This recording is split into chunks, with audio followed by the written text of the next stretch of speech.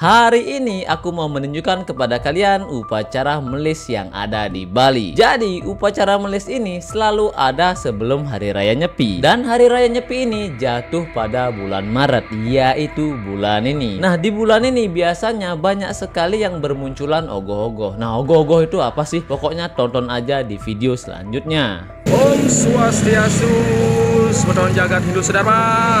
Upacara melis ini selalu diadakan di Pura Desa Sangsit. Nah, itu adalah desa tercinta saya. Di momen-momen seperti ini, itu biasanya semua masyarakat yang ada di desa saya itu semuanya pada menuju ke Pura Desa yang ada di Desa Sangsit. Kalau saya lihat, ini jumlah penduduknya sekitaran kurang lebih ya 10.000 orang. Nah, bagaimana sih penampakan 10.000 orang di Desa Sangsit? Beginilah penampakannya.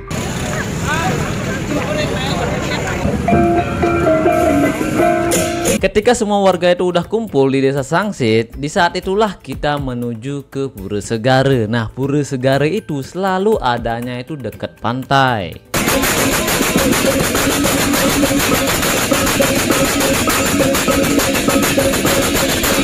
Di upacara melis di tahun ini ada 4 beleganjur yang mengiringi upacara melis ini menuju ke Pura Segara. Nah, beginilah penampakan beleganjur yang ada di Desa Sangsit.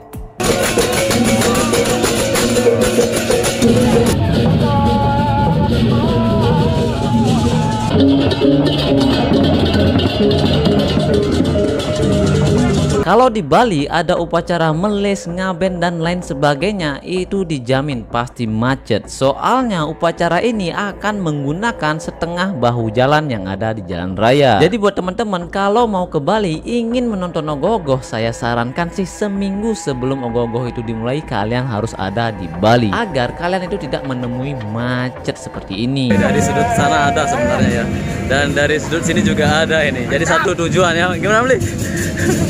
AWBP nih. AWBP, mantap.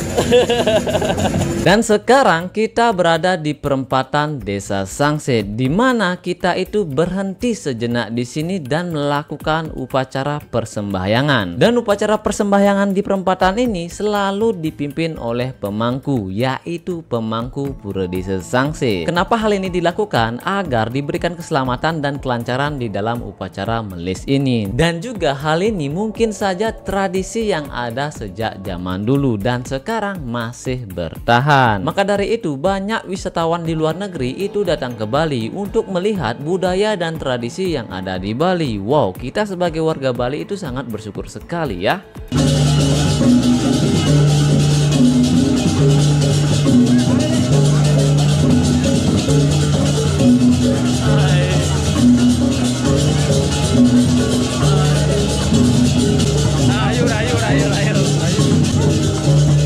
Untuk jarak dari Pura Desa menuju ke Pura Segara itu sekitaran 4-5 km. Dan di tengah perjalanan kita menemukan sawah-sawah yang lumayan luas banget. Nah, kalau dilihat dari videonya sih indah banget ya. Tapi sayangnya udah banyak bangunan, bro. Ini benar-benar panjang banget, bro. Ya, soalnya semua masyarakat di Sangsit itu turun, bro.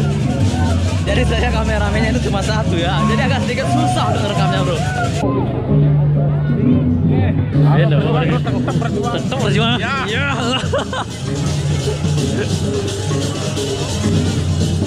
Dan sekarang kita sampai di pertigaan yang dekat-dekat dengan pelabuhan. Nah, kalau kita lurus itu kita akan menemui yang namanya ikan bakar yang ada di pelabuhan Desa Sangsit. Tapi kita belok kiri untuk menuju ke Pura Segara. Kalau untuk masalah jarak ini sekitaran 1 km nyampe kok.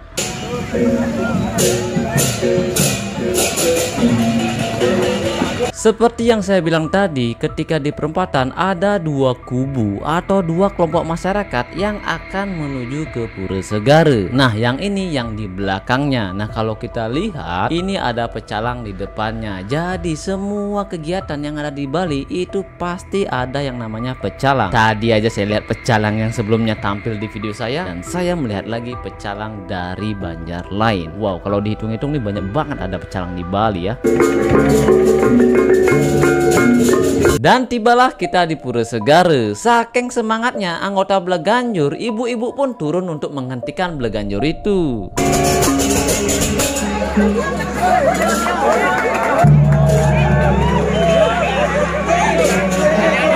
Nah, kalau yang ini adalah sekegong yang udah pada senior yang ada di desaku. Kelihatan dari cara mainnya ya.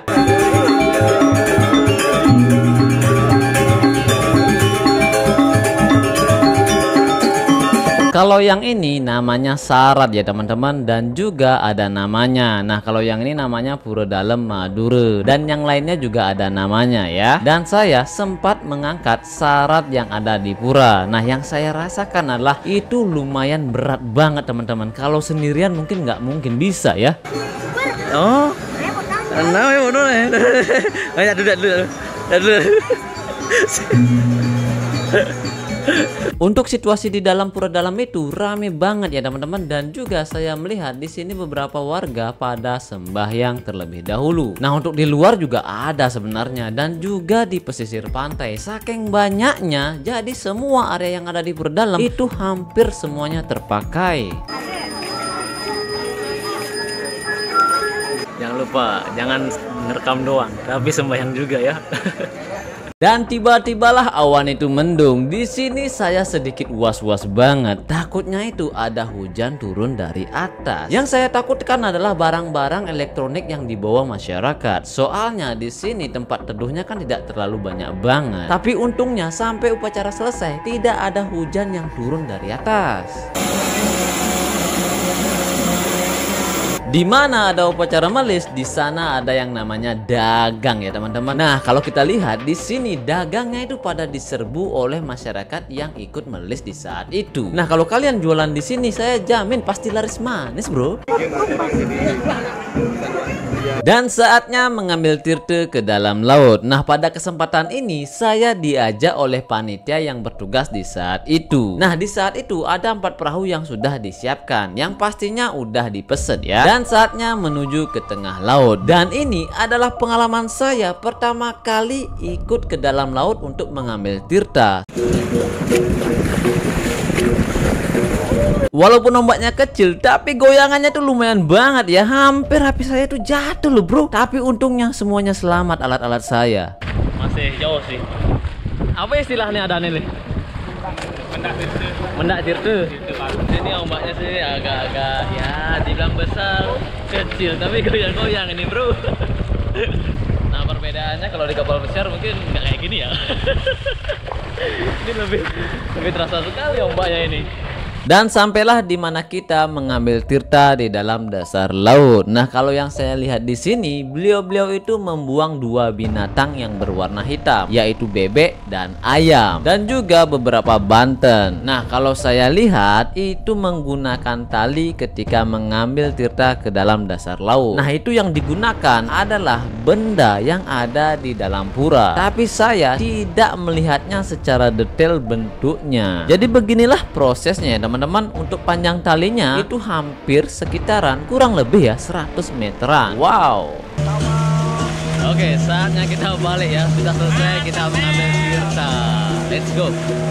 Dan di sana ada juga yang pakai perahu. Dia paling ngambil binatangnya kayaknya. Dan di sana masih ya.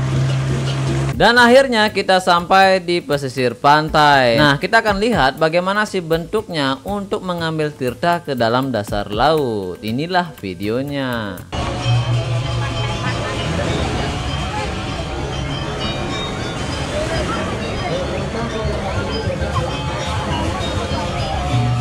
Setelah kita mengambil tirta dan saatnya kita melakukan persembahyangan bersama-sama.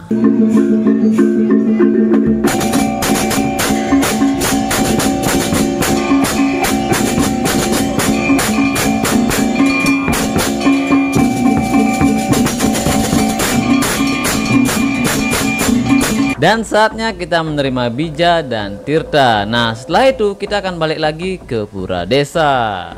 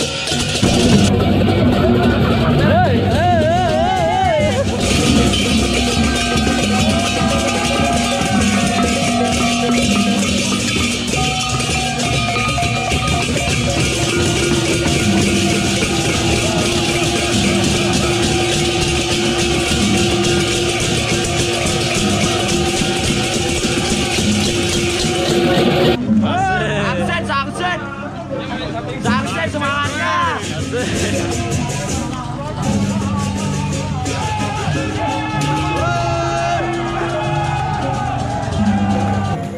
Asik.